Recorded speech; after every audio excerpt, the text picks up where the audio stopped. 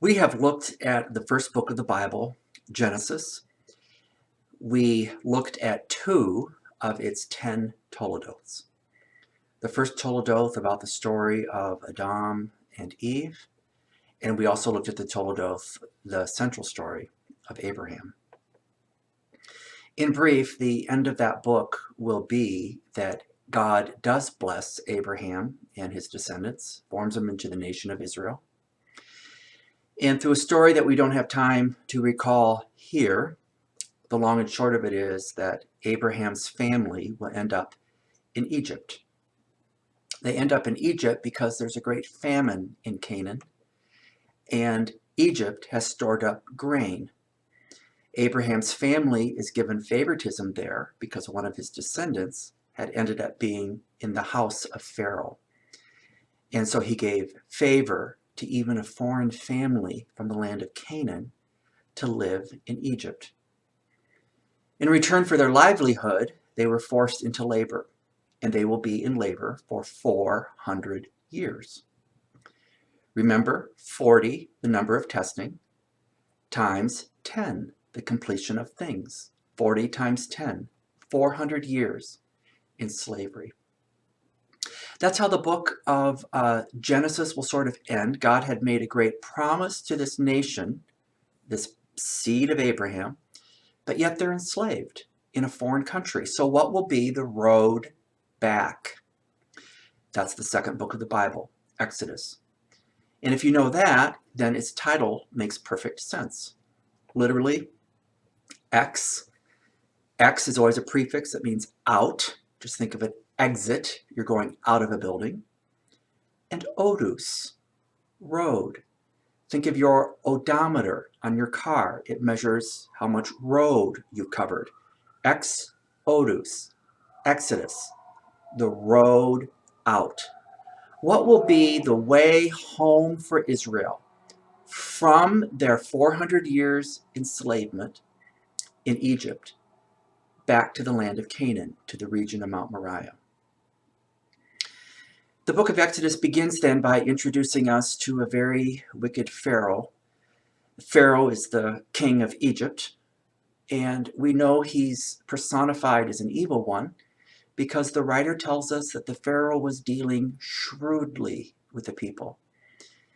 And that verb there, shrewdly, is the same verb that we saw in Genesis 3 when the serpent spoke shrewdly with Eve. So Pharaoh here is being personified as the evil one. We know he's evil. He's making them make bricks for him. And we also know that, as we're introduced to this evil Pharaoh, that he thinks he's king of the place. Israel has forgotten about their God probably after 400 years, and so they think Pharaoh is the God, and they have forgotten about the God of Abraham, Isaac, and Jacob. And now this evil guy is so evil that he looks around and he says, these Israel slaves are doing so well and they're so hardworking that they could outnumber us and stage a coup if we're not careful here. So he orders every firstborn killed. Horrible guy. And then you'll see in the story in Exodus 1, we're introduced to the 2 most amazing figures. Amazing because in all of antiquity, I don't believe there's any other place where we are given the first names of 2 foreign women slaves, except here in Exodus 1, Shipwa and Puah. Unlikely creatures to deal more shrewdly with the Pharaoh than the Pharaoh was dealing shrewdly with them. But the writer's kind of trying to set us up to see just how foolish the Pharaoh really was. Shipwa and Puah ignore the order. And the Pharaoh asks, I told you to kill all these sons. Why aren't you killing them off? And they say, well, because, our women are much stronger than your Egyptian women. We barely get to the birthing stool, and they've already birthed. So Pharaoh says, well, if that's how you're going to play, then this is what we're going to do. If you get to that birthing stool and you can't kill them, then you're going to throw them in the Nile and drown them. So So our next story introduces us to another woman who is going to deal even more shrewdly with the Pharaoh than the Pharaoh with them. She obeys the letter of the law, but not the spirit of the law. She has a baby boy, and she does, technically, throw him in the Nile. But she first makes a little basket for him out of reeds and covers it with tar and pitch. And that's a very interesting brushstroke there, because in the Hebrew, it's really not the word for basket. It's literally there, she made a little arket, a little ark, like Noah. And the phrase there, covering it in tar and pitch, you see, is exactly how we were told Noah had covered his ark. This is important because in the Bible, all saviors always float into the story on a boat.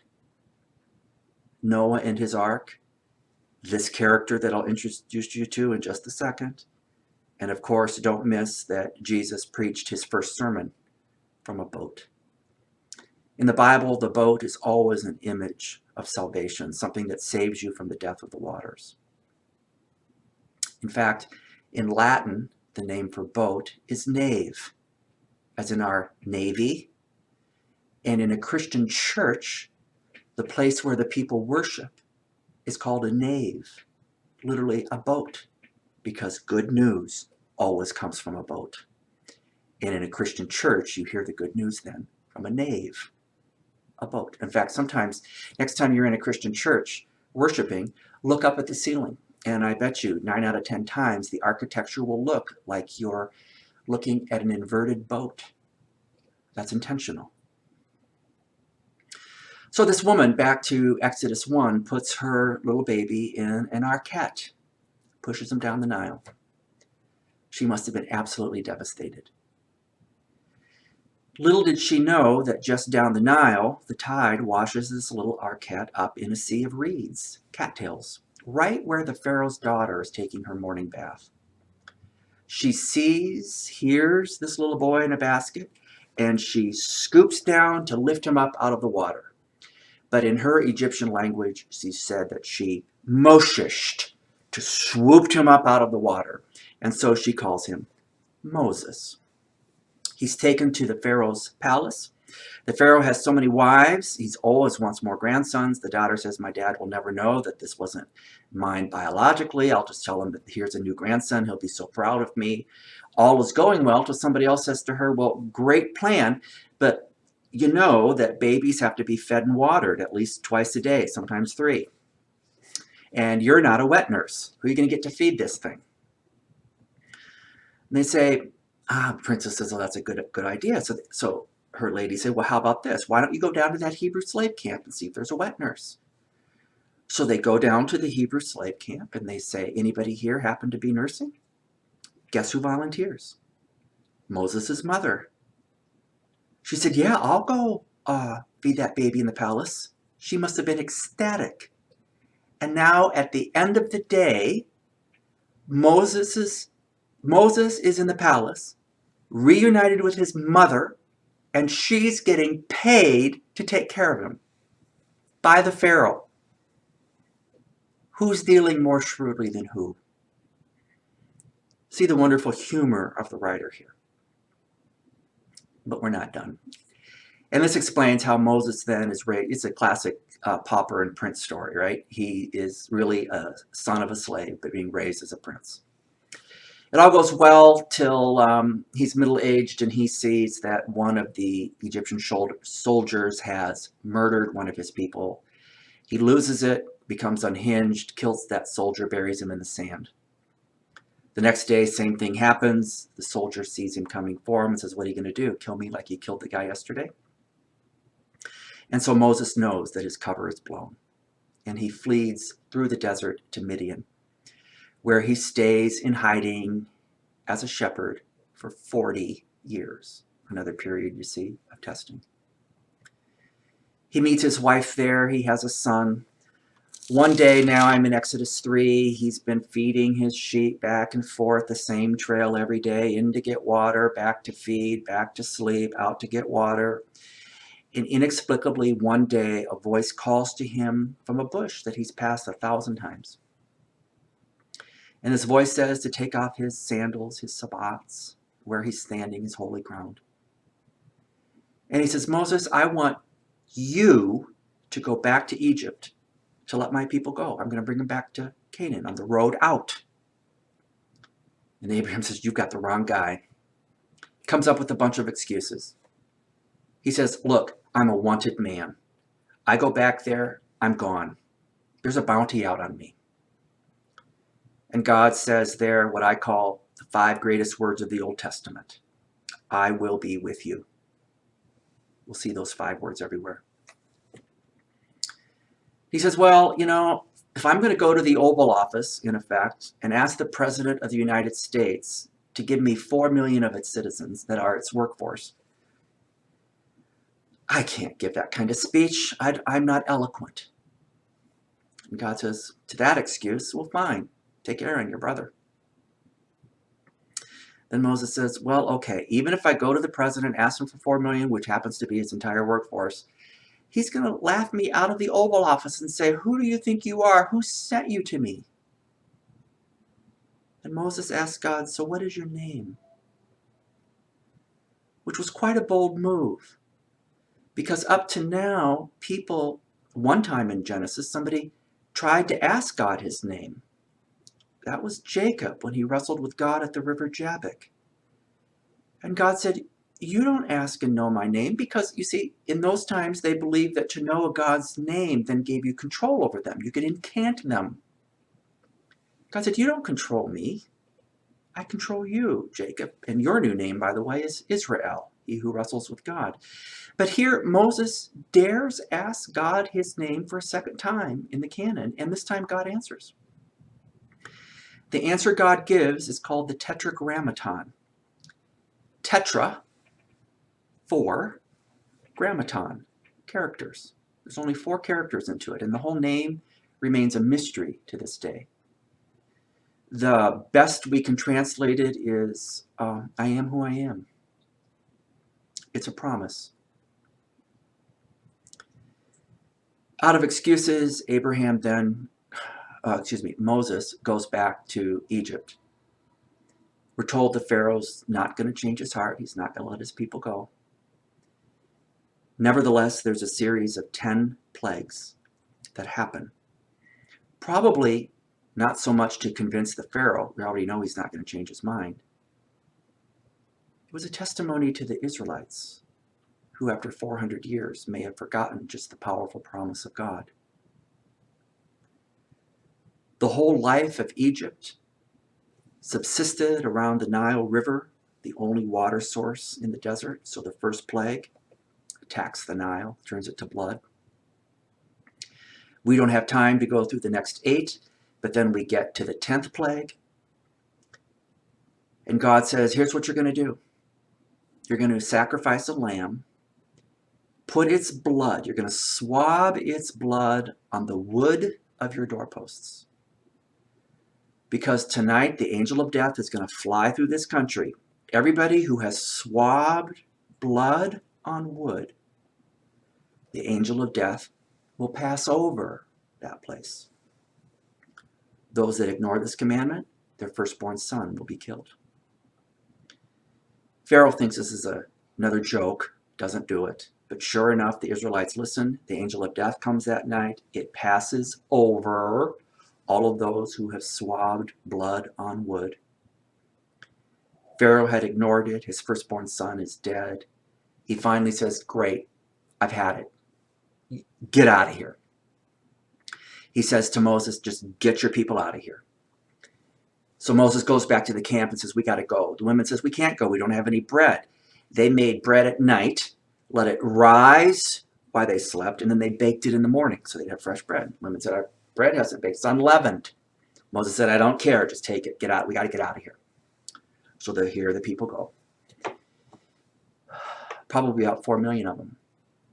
They get out into the desert, no luggage, no preparation. A leader who has never gone to war or led 4 million people in a desert. There they are.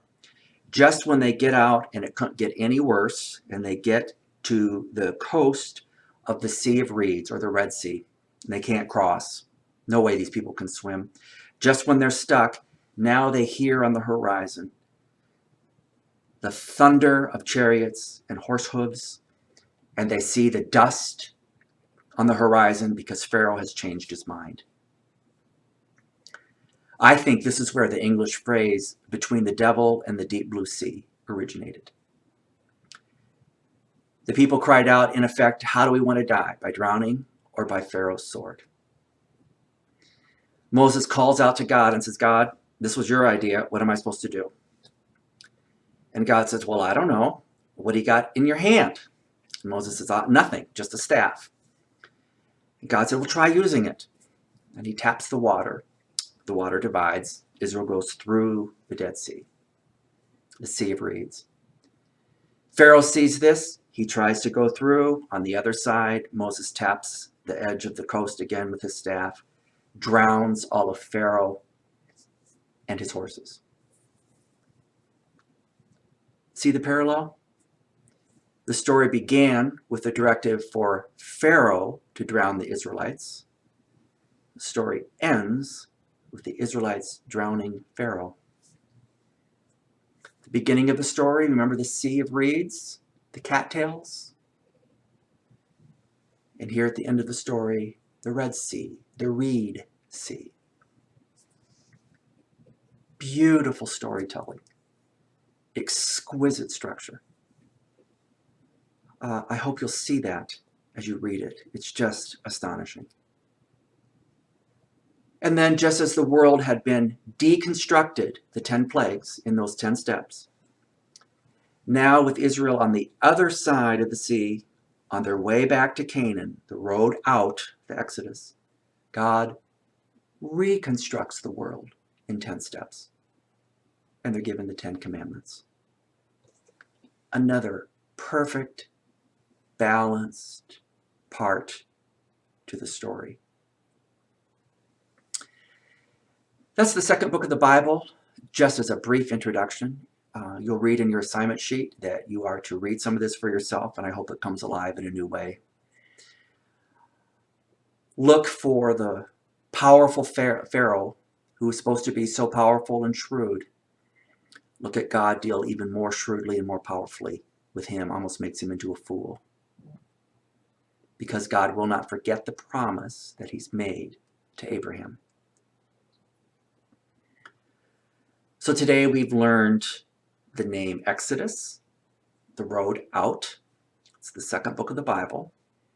The Pharaoh, remember, is the king of Egypt. We met Moshe, which is an Egyptian name that means swooped up out of the water.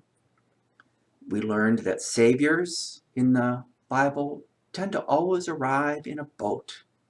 Think of Jonah, Noah, Moses, Jesus. You might even think of a couple others, like Paul. We learned that the Latin name for boat is nave. That's a word we still use today, like in our Navy and in the church where we hear the good news. The part above the pulpit is always called the nave. Good news comes from a boat. And we learned how an Israeli slave was raised as a prince of Egypt. Unfortunately, we're going to have to leave Exodus. And we're going to go on to our third and final example of historical genre before we leave the genre entirely. So next time we'll talk very briefly about Joshua, and I'll introduce you to the fabulous little book of Ruth.